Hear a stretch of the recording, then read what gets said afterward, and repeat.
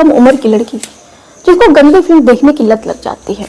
अब जाहिर सी बात है, जब वो गंदी फिल्म देखती है तो उसका मन करता है लड़कों से दोस्ती करने का और गंदी गंदी बातें करने का। अब इसी तरह जो लड़की है वो टिंडर पे लड़कों को खोजना चालू करती है। वो लड़कों को टिंडर में तलाश करती, उनको फंसाती, उनके साथ चैटिंग करती और उसके बाद से वो ओयो में उनके साथ जाकर शारीरिक संबंध बनाती है। तो दोस्तों, ये जो घटना है समाज को आईना दिखाने वाली घटना है। हर माता पिता को ये घटना जो है इससे सीख लेनी चाहिए कि अपने बच्चों को आपको कैसे अच्छे संस्कार देना चाहिए और अपने बच्चों को किन चीजों से दूर रखना चाहिए। तो चलिए दोस्तों, इस घटना की शुरुआत करते हैं। आदाब, श्रुतिका नमस्कार, हाजिर में फिर एक बार आप लोगों के साथ का जिक्र करूं। दोस्तों, इससे पहले आप लोगों से एक गुजारिश है, चैनल पर नए हो दोस्तों तो चैनल को सब्सक्राइब कर लो, वीडियो को लाइक कर दो, बेल आइकन को क्लिक कर दो। तो चलिए दोस्तों, इस कहानी की शुरुआत करते हैं।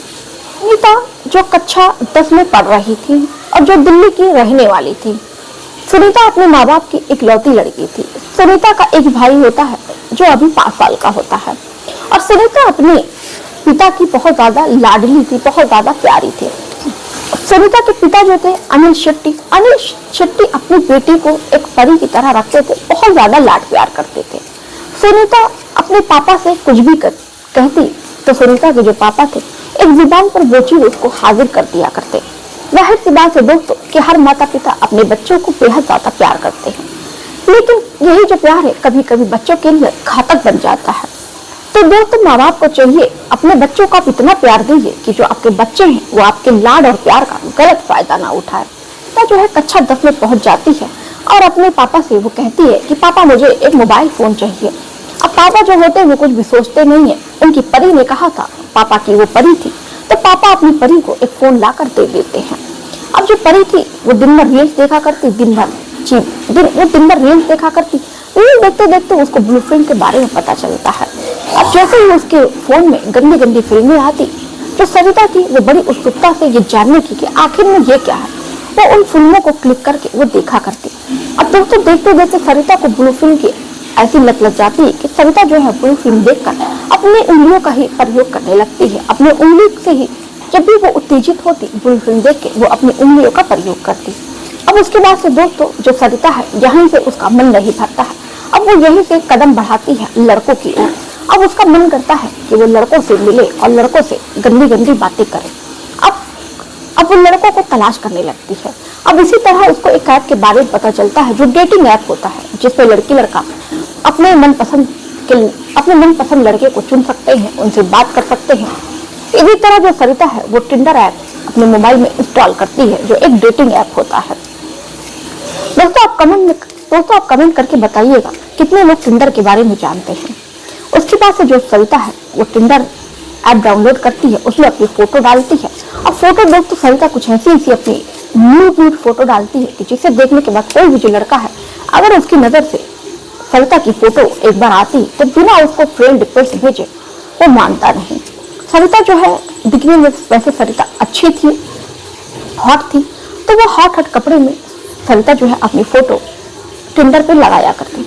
अब बहुत सारे लड़के जो हैं आदमी, जिसमें बहुत कम उम्र के भी लोग होते, बहुत ज्यादा उम्र के होते, बहुत कम उम्र के लोग भी, जिसमें बहुत कम उम्र के लोग, बहुत ज्यादा उम्र के लोग सरिता को फ्रेंड रिक्वेस्ट भेजते। अब सरिता जो है उनको उनकी फ्रेंड रिक्वेस्ट को एक्सेप्ट करती और जिससे मन करता, जो अच्छा लगता, सरिता जो है उनको अपना नंबर देती। उसके बाद से उसके फोन पे फोन आता। अब दोनों एक दूसरे से बातें करते। अब उसके बाद से सरिता जो है उनसे गंदी गंदी बातें करती। इसी तरह देखते देखते सरिता ने कम से कम 5-6 लड़कों से दोस्ती कर रखी थी। तो 5-6 लड़कों से एक साथ मिलती, उनसे बातचीत करती, उनके साथ गंदी गंदी वीडियो कॉल करती। वो न्यूड होकर सरिता जो है वो फोन पर उनसे वीडियो कॉल करती। और उसके बाद से जब दोस्तों सरिता का ये सब करके मन नहीं भरता है तो सरिता जो है वो ओयो मिलने की बात करती है। अब जब लड़के खुद ओयो चलने की बात कर रही है तो लड़के जो है वो पीछे हटने वालों में से कहा थे। और सरिता की उम्र दोस्तों केवल 14 साल की थी। 14 साल की उम्र में वो ओयो जाने को तैयार थी।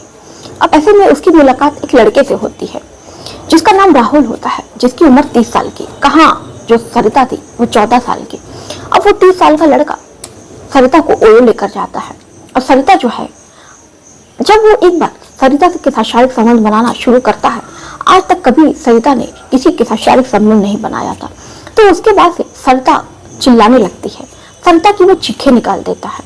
उसके बाद से दोस्तों सरिता को बहुत ज्यादा दर्द होता है, लेकिन सरिता को कहीं ना कहीं बहुत ज्यादा मजा मिलता है। उसके बाद से दोस्तों यहीं से सरिता को लत लग जाती है। अब सरिता जो थी राहुल से रिलेशन में आती है।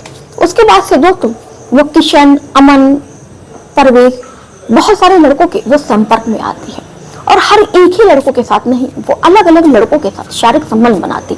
अब इस तरह जो सरिता थी उसको एक ऐसा नशा चढ़ जाता है, एक ऐसी लत लग जाती है कि वो अलग अलग मर्दों के साथ शारीरिक संबंध बनाने लगती है, जिसमें बहुत कम उम्र के लोग भी होते, जिसमें बहुत ज्यादा उम्र के लोग भी होते।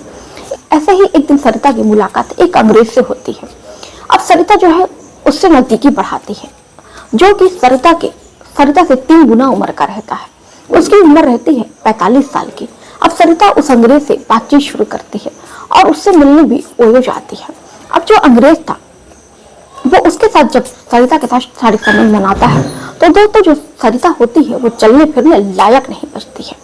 किसी तरह कैसे कैसे वो चलती है फिरती है। उसके बाद से दोस्तों सरिता जो है इसी तरह क्लास 12 पास करते करते उसने 8-10 मर्दों से शारीरिक संबंध बना लिया था। अब इसी तरह सरिता की बहुत ज्यादा तबीयत खराब हो जाती है। सरिता के जो माँ बाप होते हैं वो सरिता को ले जाकर डॉक्टर को दिखाते हैं। डॉक्टर तुरंत सरिता की गंभीर हालत देखकर सरिता को भर्ती कर लेता है। उसके बाद से सरिता का इलाज शुरू होता है और सरिता की कुछ मेडिकल जांच कराई जाती है। उस मेडिकल जांच में दोस्तों पता चलता है कि सरिता को एड्स हो गया है। उसके बाद से जैसे ही सरिता के माता पिता ये बात सुनते हैं कि उनकी इकलौती लड़की को एड्स हो गया है, उनके पैरों तले जमीन खिसक गई थी। दोस्तों किसी भी लड़की के साथ किसी को भी अगर ऐसी बीमारी लगेगी तो जाहिर सी बात है हर किसी के पैरों तले जमीन खिसक जाएगी। वहां से दोस्तों पहले तो सरिता के माता पिता को ये विश्वास नहीं होता है कैसे उनकी लड़की को एड्स हो जाएगा। अब वो डॉक्टर से ही लड़ने झगड़ने लगते हैं कि तुम गलत कह रहे हो, तुम्हारी रिपोर्ट गलत है, तुम्हारी जांच गलत है। अब वो अपनी बेटी को उस अस्पताल से निकाल कर दिल्ली के सबसे बड़े अस्पताल एम्स में ले जाकर भर्ती कराते हैं। वहां पर डॉक्टर से मिलते हैं। अब जो डॉक्टर होता है वो डॉक्टर को सारी बात बताते हैं कि एक जो डॉक्टर है वो कह रहा है कि उनकी बेटी को एड्स हो गया है।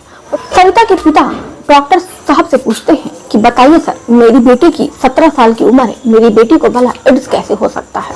जो एम्स के डॉक्टर होते हैं वो सरिता की मेडिकल जांच कराते हैं। मेडिकल जांच में यह खुलासा होता है कि वाकई में सरिता को एड्स हो गया है। ये सुनने के बाद जब ये बात डॉक्टर सरिता के पिता को बताता है कि वास्तव में आपकी बेटी को एड्स हो गया है, तो ये सुनने के बाद सरिता के पिता सर पकड़कर बैठ जाते हैं। डॉक्टर से पूछते हैं कि डॉक्टर साहब ये कैसे हो सकता है, मेरी बेटी को इतनी कम उम्र में एड्स की बीमारी कैसे लग सकती है। डॉक्टर साहब कहते हैं कि देखिए, हो सकता है कि आपकी बेटी ने ऐसे किसी के साथ शारीरिक संबंध बनाया हो जिसको एड्स की बीमारी हो। अब जैसे ही सरिता के पिता ये बात सुनते हैं कि मेरी बेटी जो है किसी के साथ शारीरिक संबंध बना रही थी, उनको इस बात पर भी विश्वास नहीं होता है। अब वो अपनी बेटी के पास पहुंचते हैं और अपनी बेटी से को कहते हैं तुमने कभी किसी के साथ शारीरिक संबंध बनाया है। तो जो सरिता होती है वो बताती है कि हाँ पिताजी, मैंने ऐसी मुझसे गलती हो गई। अब उसके पिता जब ये बात सुनते हैं तो बहुत ज्यादा अपनी बेटी के ऊपर गुस्सा होते हैं। बेटी को वो एक झपड़ लगाते हैं, कहते हैं कि मैंने तुम्हें क्या कुछ नहीं तुम्हारे लिए क्या, तुम्हें परियों की तरह तुम्हें पाला, तुमने मेरे प्यार का क्या खूब सिला दिया, किस चीज की कमी थी कि तुम ऐसा कर रही थी। सरिता के पिता तुरंत जो है पुलिस वालों को सूचना करके ये बात बताते हैं और कहते हैं कि मेरी बेटी के साथ जिसने भी ऐसा किया है आप उसको गिरफ्तार करके थाने में डालिए, किसी ने मेरी बेटी की जिंदगी खराब कर दी।